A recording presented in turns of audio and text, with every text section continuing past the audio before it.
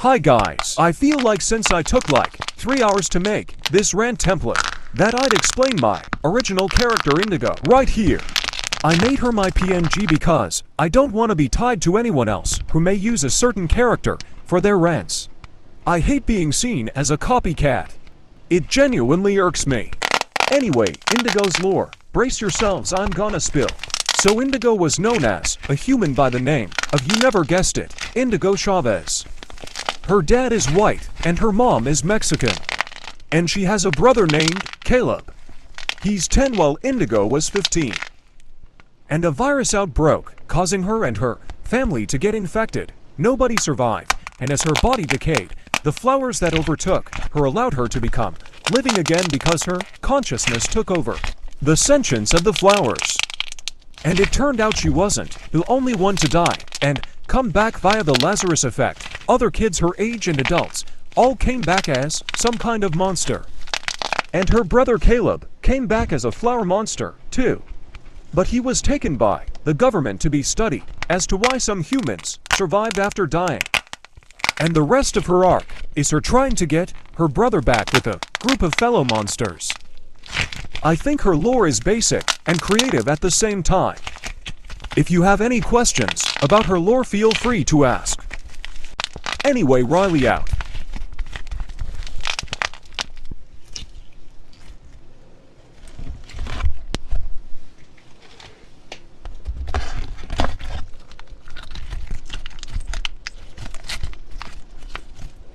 Burning hot take. I won't feel bad for you if you get into a situation someone warned you about. For context, I have two situations as examples, both involving a family member. I love them, but they just don't listen. Alright, let me explain. I dated this guy, and he was just plain horrible. He gave low attention, didn't care if I cried from his jokes, he was always trying to get in my pants. Stuff that made me uncomfortable. I dated him for 3 weeks at the most, then I broke up with him. But this family member of mine was like, "Ooh, he's cute, I wanna date him." I was like, no, that's a bad idea. He's gonna try to do things with you that'll make you uncomfortable or hurt you. To my misfortune and warnings, they date. And I had caught him about to do things to the family member that would have traumatized them. I then went to my parent guardian at the time and snitched for their safety. They were forced to break up. Happily ever after. Next story. Context for this one is, I have type 1 diabetes. And I was diagnosed at 15. It was so bad I almost died. Anyway, this same family member and myself had always struggled with weight issues due to our grandma constantly flip-flopping diets, basically causing EDs. I myself kept warning them about how diabetes sucks, from the constant pain and needles, and the blood work, and constant high and low blood sugars. This family member kept eating sugary foods and high-carb food non-stop as a coping mechanism, despite being warned about getting diabetes. And now they are in the diabetic zone. They have a chance to fix it. I don't know that they will. I hope they do. I don't want them suffering like me. Again, to reiterate my point, I won't feel bad for someone if they don't listen, and if you're given enough warning and chances, too bad. Tough luck. You had your chance. And I'm not saying this to be rude or heartless, but it means you can't complain. You had that chance. Anyway, Riley out.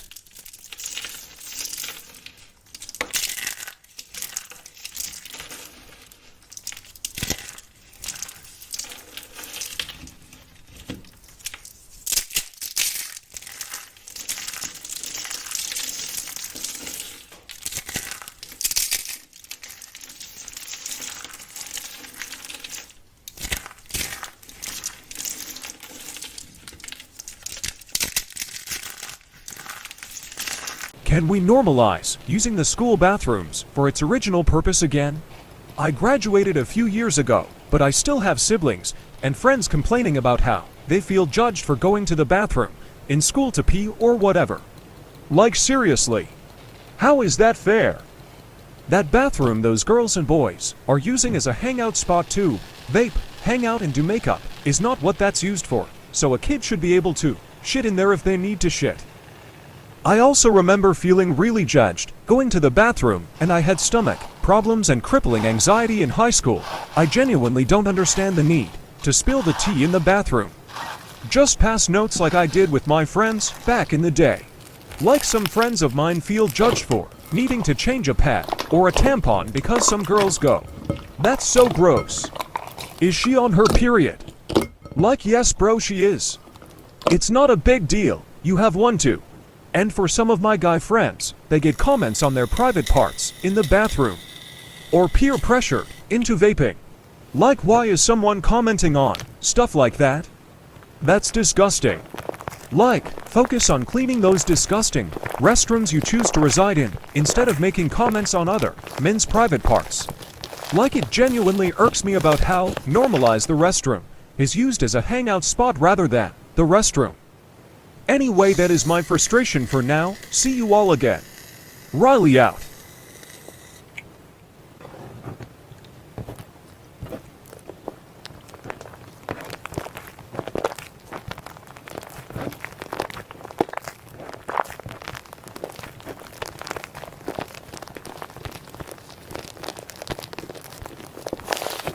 Hot take. You can be a fan of a music artist or a band and not know more than one song. People think it's weird when you only like one song, but sometimes it's warranted. Some experimental bands tend to only have a few good songs, but it doesn't make someone less of a fan. I feel that some music artists are one-hit wonders. Gotti, for example, or Rick Astley. Personally, for me, Metallica has one or two really good songs. I don't know any of their albums or any more than 2 songs. I also hate those fans who say name 2 albums if I'm wearing a band shirt. It's like, I don't fucking know, man. I just like the shirt. I also feel like that knowing a ton of songs doesn't mean you're obsessive or crazy. So what if people know a ton of songs? Let people have their hobbies, joys, or interests. Shout out to my fellow neurodivergent people who obsess over a band for 3 years straight, just to find out the band broke up in 2003 and their guitarist was a horrible person. Anyway, stay safe, stay warm, and stay calm. Riley out.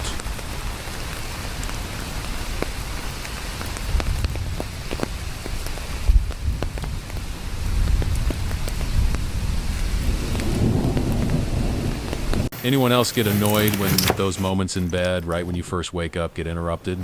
I'm so cozy and comfortable, relaxed and happy until I gotta pee all of a sudden. I'm especially annoyed when a sibling or a pet comes in to wake me up. My siblings are grown enough to put pets outside or feed the pets themselves.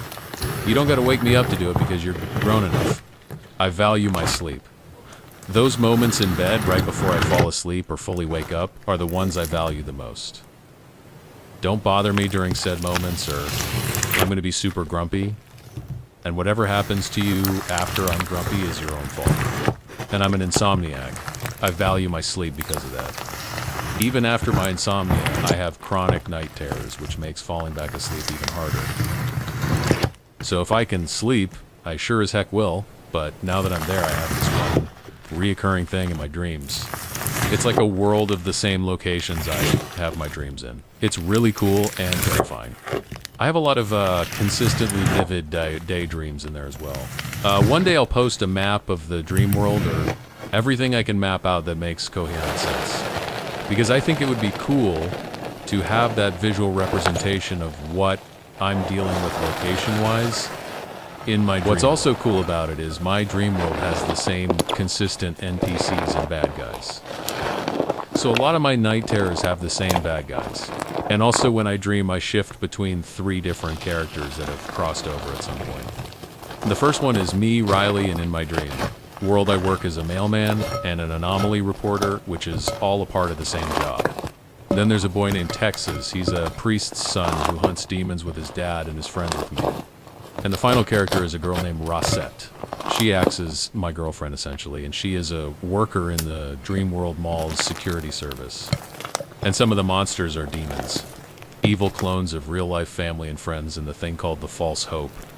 And each night as I dream, I switch perspectives, almost continuously except to the monster's perspectives. But my biggest problem is I forget my dreams. So there are big gaps in my lore.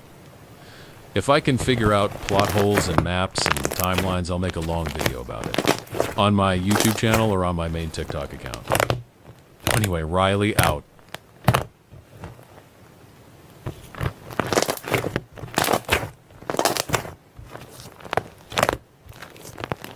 Some fandoms should stay dead.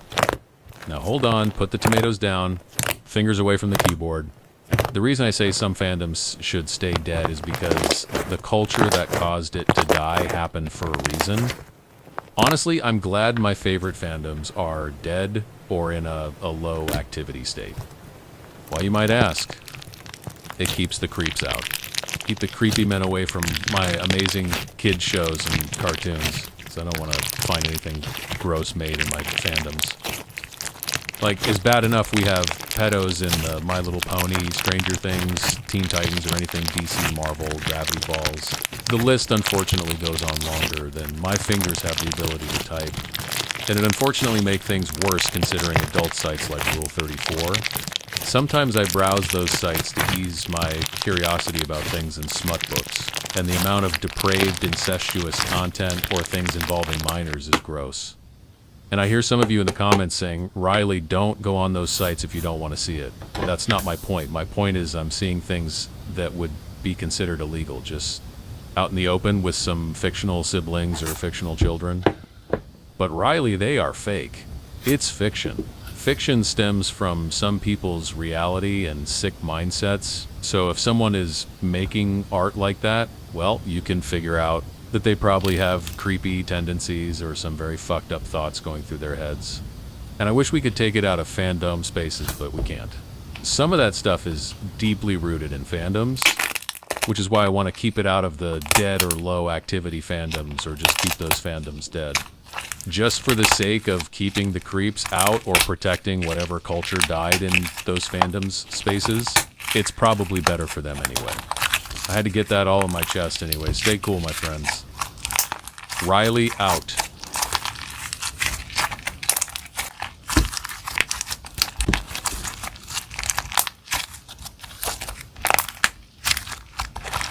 Trigger warning, my opinion. When I say like grape, I mean grape flavored things, or the fruit. I'm not like those ranters who use grape for the alternative terms to pull you in. I am dead serious when I say I like the fruit. Hell, I like a lot of different fruits. Apples, peaches, pears, oranges, bananas, plums. There are some days you will dead-ass catch me eating a raw lemon, lime, or grapefruit by itself. I also like slushies or ice pops or ice itself for my drinks. But then there are those ranters who use the word ICE as the acronym for that. Horrible group here in the US that try to use that fear-mongering to pull you in. That's not ever what I mean. And those ranters who use the alternative slang words to pull you in, for the sake of comments, shares, and views, make me more disgusted than the raw grapefruit I was eating earlier. There are countless examples of rants and ranters who won't be named for simplicity's sake that make it really weird to say certain words because they use those words to bait views and comments, hook, line, and sinker.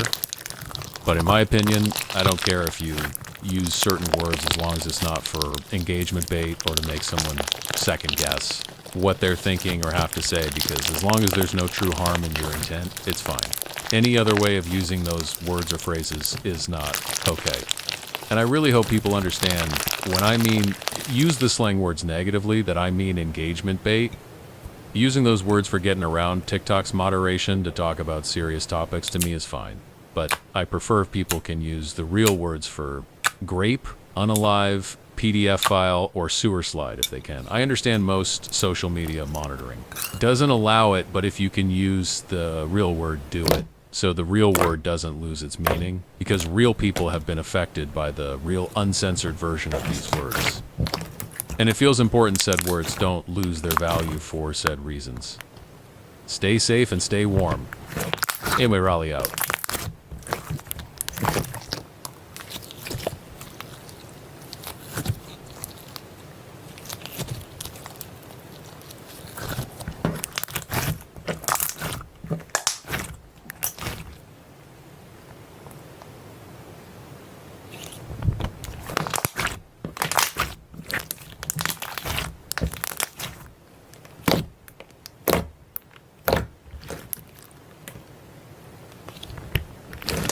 All right, since I see everyone doing this, who's your favorite ranters trend thing? I'll do this too. Buckle up. I have a long list, and everyone will be tagged below in the caption. First off, with popular ranters that I like a lot, I like Sprite Rants, Chirifity, Get_Rex. For small ranters, the list is longer. I like Faye Rants, Naomi Rants, Pinky Rants, Blue Flame Rants, Berry Rants, and Moki Rants. Again, I'll have everyone tagged in the caption. Stay safe. Riley out.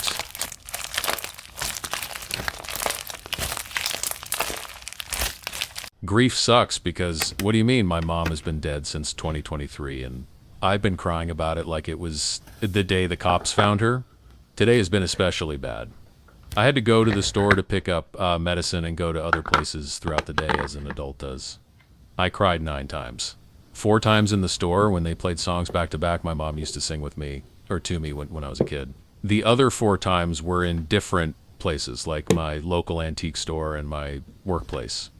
Don't get me wrong, I love my mother and I miss her, but she was a horrible person.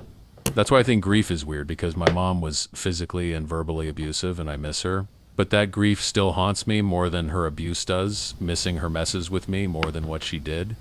But I don't know if I miss her as a person or who she could have been to me. And I hate how I have this grief that strikes me out of nowhere. I wish I didn't miss her so I could function. But not missing her makes me a heartless little bitch, and that's not what I am. I'm a boy who misses his mom. She was the only birth parent out of her, and my dad that accepted me as a trans man, and it hurts that my main abuser was the only one in my family to accept me.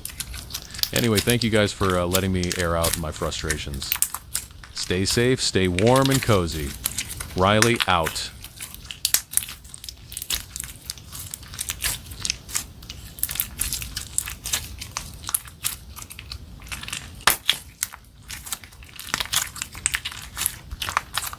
Pick a layout and stick with it. No, I'm the most indecisive person you'll ever meet, so I will keep alternating between each of the layouts I made because I didn't make them for nothing. Besides, sticking to one layout gets boring after a while. I've seen popular ranters switch layouts from time to time anyway, so I'll keep having my fun. That one microscopic group of people freak out because I'm changing my layout when I get bored of it. Anyway, let me rapid fire some questions. Do you guys like how this layout looks? Should I show off the others soon? Does the Hangadone one still look good? Should I try the scary dog one again? That all I got for today. Stay safe. Riley out.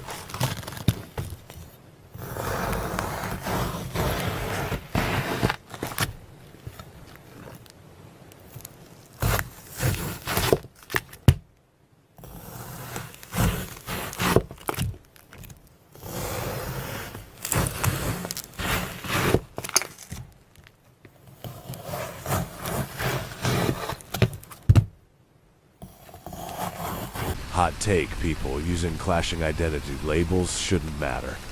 Now, I know a lot of people are going to get mad at me for this, but hear me out. It's a label. It shouldn't matter if someone wants to say they are a trans male lesbian or a trans woman gay. It's not harming anyone. But Riley, it's invalidating trans women, lesbians, and trans male gays. I'm sorry to burst your bubble, but no, it's not. It's a label. A set of words. And if you think a couple of words is going to completely destroy and invalidate others, you're wrong. I'm trans male myself, and I think the fact people are using labels to make them feel more comfortable with themselves is awesome. Yes, opposing labels are out of the norm or can be confusing for others, but people deserve to feel valid about what they align themselves with. It's like my brother being out as aromantic asexual, but he has a girlfriend. Yeah, it may not make sense to people, but it makes sense to him, and that's all that matters in the long run. And if you think it is wrong for people to be able to express themselves with the opposing labels, you are weird and sensitive. Anyway, stay safe, stay warm, cozy, and hydrate. Riley out.